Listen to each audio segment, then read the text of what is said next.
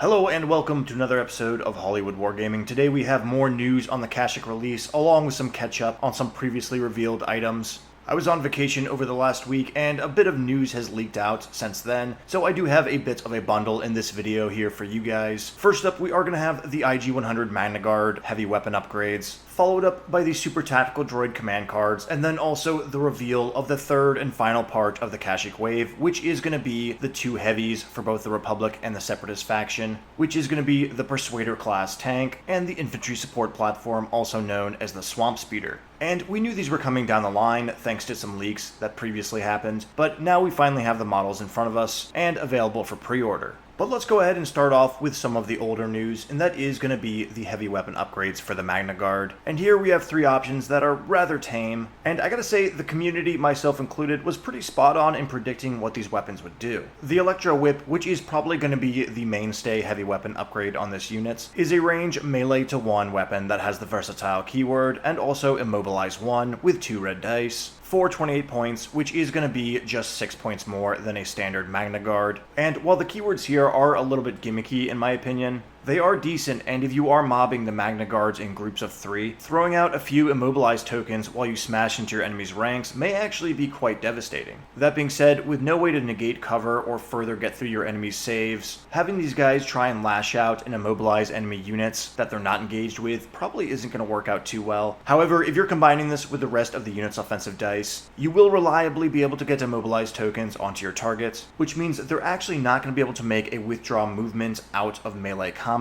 So if you're really hellbent on these guys tying up whatever unit they engage in, this is definitely a very solid option, and it fits their melee-oriented profile. But for 6 points less, we are actually going to have another standard IG-100 Magnaguard that you can add into the squad, almost like you would with a personnel. And I believe this is the first time we've seen an upgrade like this in Star Wars Legion. It's kind of breaking the rules a bit, as Special Forces don't have access to personnel, but it seems like somebody really wanted you to be able to up the squad count to 4 here without taking just heavy weapons. And I do appreciate the flexibility offered by that, though I do find it to be a bit of a strange deviation from what we're used to.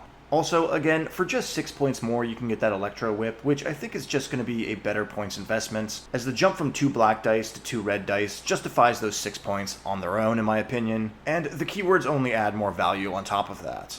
But lastly, we are going to have the oddball one here, and that is going to be the RPS rocket launcher. And this one is more or less exactly what I thought it would be. It's more or less the same weapon tweaked to represent a more bulkier machine carrying the weapon rather than a clone trooper, which means it's still going to be a single rainbow weapon with impact 2, but it's also going to lose the cumbersome keyword and then also gain critical 1, which makes this thing just a little bit more deadly against armor. However, at 28 points and a unit that is more or less melee focused, to say the least, I don't really see this weapon getting much playtime. I know armor is probably going to make a rise in the coming meta, but the B2HA is just such a better points investment, and one that has already thoroughly proved itself on the tabletop. So overall, I think you are going to be keeping your IG-100s more melee-oriented and equipping them with that Electro Whip upgrade. However, if you're looking to mob these guys and go with a higher activation list, I could actually see a lot of players not equipping a heavy weapon upgrade at all, and running 3 3-model squads of the IG-100s, perhaps with a few training upgrades slotted in there. But overall, these IG-100 heavy weapon upgrade cards are pretty much spot on with what we all expected.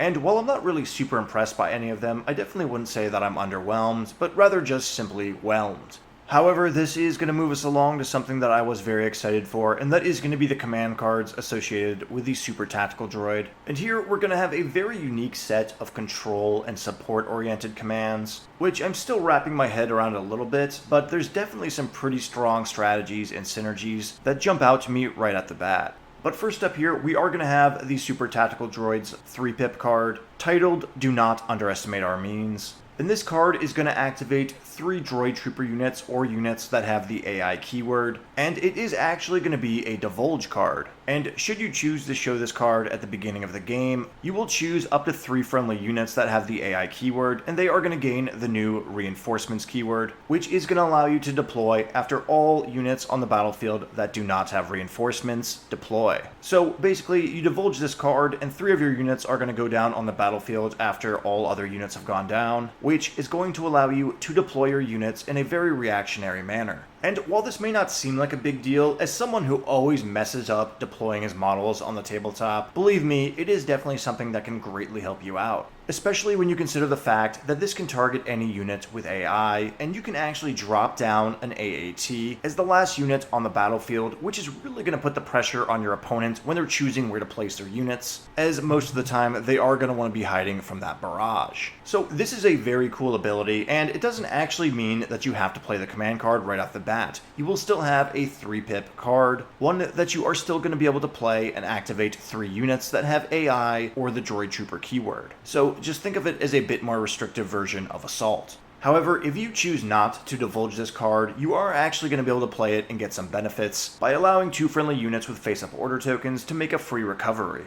And I have to say, this is another very tempting way to use this card, as free recovery actions can be quite powerful, and I'm honestly surprised we don't see them show up more throughout the command cards in Star Wars Legion. But the obvious synergy that we see here is going to be with the B2 HOD troopers and making free recovery actions to ready that blast weapon profile, and perhaps get some aim tokens during a turn which you would otherwise spend those actions recovering. So this 3-pip card is a very powerful one in my opinion, and is a very strong reason as to why you might want to bring a super tactical droid into your list. The fact that it can activate 3 AI units alone is very useful. It's going to allow you to kick off that daisy chain of coordinates, and then just outright dump some face-up order tokens onto bigger units that don't usually coordinate. But on top of that, whether you divulge this card or not, I think you have 2 very good options of play, though I think you will know in the list building step before the match even begins as to whether you're going to divulge it or not. And while I did start off really interested in that free recovery, I am now really liking the idea of that reinforcements divulge. Again, I always get so excited to start playing a match that I always do dumb things during my deployments, and as we all know, a few flukes there can make the whole battle very much uphill for you.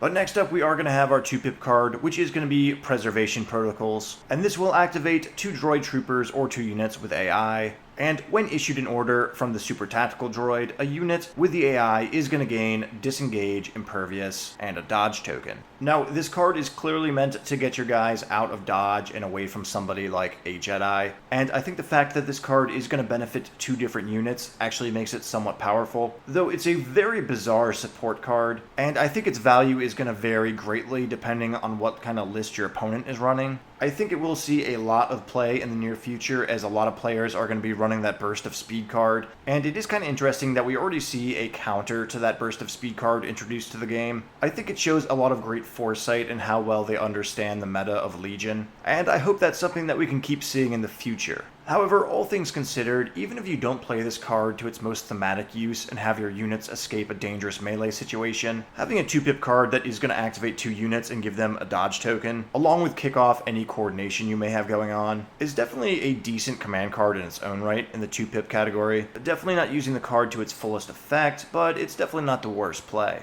But overall, I do think this is the weakest card of the 3, but hey, not every character is going to have Yoda's hand. But that is going to move us along to our last command card here, and that is going to be the 1-pip, They Too Will Suffer. And this 1-pip card is going to be activating just the Super Tactical Droid himself, and this card is going to allow you to return a single non-commander or operative face-up order token to your opponent's pool, and then when your opponent would draw their first order token from the pool for this round, you may instead tell them which rank to activate. So here we have an awesome control command card, one that is just really good and can really punch a hole in your opponent's plans. Yes, it would be better if it could target heroes and operatives, but let's be honest, that would be insanely overpowered, and immediately make the Super Tactical Droids the best character in the game. Still, I absolutely love this card. It is very strong, and you are really going to be able to play games with your opponents, with the potential to shut down a lot of alpha striking. So, overall, I think the Super Tactical Droid has a fantastic set of command cards. I really love the command and control aspects of the 3-pip and 1-pip card. It's exactly what I want from a support commander, and I cannot wait to run these guys on the tabletop. But that is going to wrap up all the cards that we have had leaked up until this point. However, we did also get our first official reveal of the upcoming heavies for the Kashyyk Wave release. Again, these are going to be the Infantry Support Platform, or the Swamp Speeder, and the Persuader-Class Snail Tank. So let's go ahead and take a look at what we've had previewed of them so far as they appeared on the Asmodee pre-order site. And first up here, we are going to have the ISP, or Swamp Speeder, and this is one of those peripheral vehicles that we saw in Episode 3. And I do find it interesting that it's showing up in Star Wars Legion here, because it's really not a very popular or well-known vehicle. And personally, I don't think it's a very cool or interesting vehicle. I think the aesthetic is a little weak. However, it is perfect for the scale of Star Wars Legion, something that really does confine a lot of the Clone War vehicles and keep things like AT-TEs off the tabletop, at least for the time being. That being said, this is a pretty interesting model. It is something that might need to be painted in sub-assemblies, sort of like the Fluttercraft. It looks like it's going to be a lot smaller and easier to manage overall compared to, say, the Saber Tank. And we are going to have some options when it comes to building this thing, the first of which is going to be the weapon upgrade options,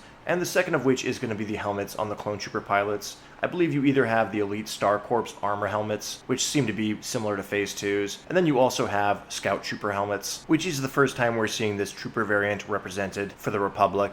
And based on the hand of cards on the Asmodee site, it looks like this vehicle is going to have a pilot upgrade, a comms upgrade, and then also a hardpoint. And this vehicle is going to have one new pilot upgrade card, which is going to be the Star Corps Elite Armor pilots. And the fact that we only have one pilot upgrade displayed here is a little disappointing. At first, I thought it was going to be an indicator that this was going to be the first Republic vehicle that could share pilots with something like the Saber Tank, but when you look back at that vehicle and also the LAT LE, you can tell that those are very specifically restricted to that vehicle only. So while there is a chance that these Star Corps pilots can retrofit onto the LAT or the Saber Tank, it doesn't seem very likely, and unless the cards here are displayed improperly, the ISP is going to seem to have a single pilot upgrade that's going to be very much take it or leave it. However, I do have high hopes for this upgrade. I think it's going to be somewhat like the Imperial Hammer's pilot, and perhaps boost this vehicle's offensive capabilities. But speaking of offensive capabilities, this vehicle is going to have 3 weapon options, and based on the article on the Asmodee website, it seems like it is going to have Arsenal 2, and allow these weapons to split fire into different targets. And first up here, we are going to have your standard twin blaster cannons, something that is probably going to be a decent quantity and quality of dice, and will perhaps sport keywords like Critical 1 or Impact 1. Again, more or less just your standard vehicle-based blaster weapon, which on some units tends to be the more reliable option. But after that, we are going to have twin missile pods that you can mount on this vehicle. And originally, I thought this was going to give you an ordnance upgrade, and perhaps it still will, but we don't see any of the ordnance upgrades in that card spread. So I'm a little bit doubtful about ordnance appearing on this vehicle, and these missiles instead being their own weapon profile. However, the real interesting question is going to be where impact shows up on this vehicle. Are those standard laser cannons going to have impact that will stack once you combine fire with arsenal, or will that be the case with the missile pods? I could actually see these missile pods being the high quantity, low quality dice attack that has a keyword like blast, rather than them being your traditional anti-armor rockets, and I am very interested in seeing what these weapons will entail. However, we do have a third weapon option, probably the most interesting, and that is going to be the twin beam cannons. As we know from the Saber Tank, the beam keyword is incredibly powerful, and if we have 2 of them strapped onto a vehicle that has Arsenal 2, it could actually make for quite the potent units. Also, with this vehicle being a speeder, we know it's going to be quite quick and can get over at least height 1 terrain, and I could see this thing with the beam cannons equipped being an incredibly powerful harasser units for engaging things like sniper strike teams. And if these beam cannons have beam 2 as a keyword, you are going to have 2 weapons splitting fire 2 ways, meaning this thing will potentially be able to tag 4 targets every time it attacks. And alongside Yoda and the Wookiee long guns, I think we are going to be seeing more avenues in which we can start building clone suppression lists, as the beam keyword is a very unique way to get more suppression tokens onto the field. But overall, they do hint at the ISP being a relatively lightly armored vehicle, and I could see it being something like Armor 2 with 8 wounds and a white defense die. And vehicles like that do tend to need to be priced very competitively, as they will go up in flames if they really draw your opponent's ire. That being said, I could also see keywords like Agile 1 appear on this vehicle to help boost its durability. But overall, I kind of feel like we might be getting just a bigger bark speeder, and I'm not really sure if I'm all that into this vehicle. However, we do have another Separatist mirror release alongside this one, and it is a vehicle that I am super interested in, and that is going to be the NRN-99 Persuader-Class tank, also known as the Snail Tank. And this vehicle actually is itself a droid, and we are going to be seeing the same protocols show up here that we see on the Dwarf Spider droid. Again, these upgrade cards have not been spoiled yet. It's very possible that we will be getting a new upgrade type, perhaps titled Protocols, though it's also possible that this could simply slot slot into the comms upgrade. And this vehicle is going to be an open-topped transport that can transport full squads, and will be the first transport for the CIS. And I gotta say, I think the transport capacity alone is going to make this thing a very, very competitive vehicle. There's a chance it may only be able to transport B1 battle droids, but if we can throw B2s and B2 Haas or ACMs on there, it's going to get really, really interesting.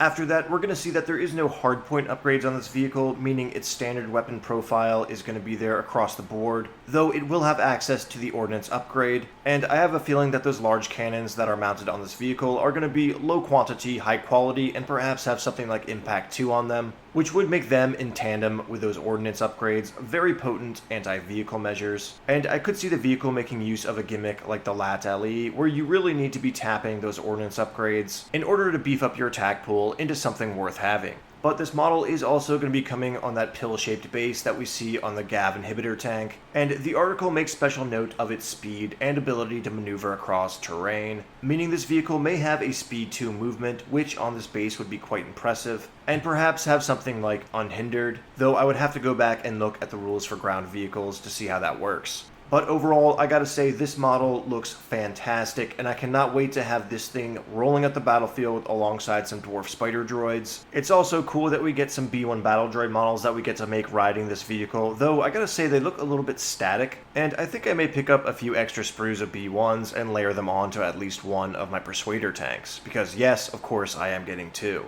But as far as how competitive these vehicles are, it's going to be something that time needs to tell. It could end up being like the GAV inhibitor, where they work very well in very specific lists, but don't work too great as a generalist vehicle. But seriously, B2s with ACMs riding up on these things, I think it could be extremely dangerous.